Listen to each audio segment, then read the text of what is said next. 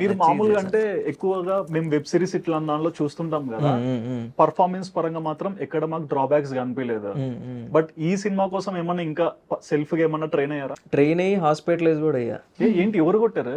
కొట్టి కాదు సో కొట్టి కాదు బ్రో, అంటే బేసికల్లీ నాకు గైడెన్స్ లేదు, నేను కూడా చాలా స్టూపిడ్ గా ఇది చేసేసాను అనమాట. ఓకే, అంటే కాలేజ్ బ్యాక్ డ్రాప్ మూవీ అంటే గడ్డం మీసం తీసేస్తే సరిపోతుంది అనుకోకుండా నేను సినిమాకి నేనేం కాంట్రిబ్యూట్ చేయగలను అని చెప్పి ఆలోచించి వర్కౌట్లు అని చెప్పి మన అప్పుడు ఇక్కడే ఉండేవాడిని కృష్ణానగర్లో, కృష్ణకాంత్ పార్క్ లో జాగింగ్లు చేసేసి హెవీగా డైట్ అని చెప్పేసి నాకు నేనే ప్రిపేర్ చేసుకొని ఇంత ఫుడ్ క్వాంటిటీస్ తగ్గించేసి అన్ని చేసేసి మొత్తం టైఫాయిడ్ ఫీవర్ వచ్చేసి హాస్పిటల్లో జాయిన్ చేసి నాకు సెలైన్లు మిత్ర గారే తీసుకెళ్ళి నాకు అప్పటికి అదే టైంకి ఇవి ఏదో సీజన్ అది వస్తుంది కదా, ఇంకో ఫీవర్ దోమలు కుడితే వస్తుంది, అది డెంగ్యూ టైం, బెడ్స్ ఖాళీ లేవు. ఓకే, అప్పుడు మిత్ర గారు బాలు గారు వచ్చి అపోలోలో మాట్లాడి, డాక్టర్స్ తెలిసిన వాళ్ళు ఉంటే వాళ్ళతో గట్టిగా మాట్లాడి నాకు బెడ్ ఇప్పించి దాని మీద పడుకోబెట్టి సెలైన్లు ఎక్కించారు. అంత సినిమా అయింది.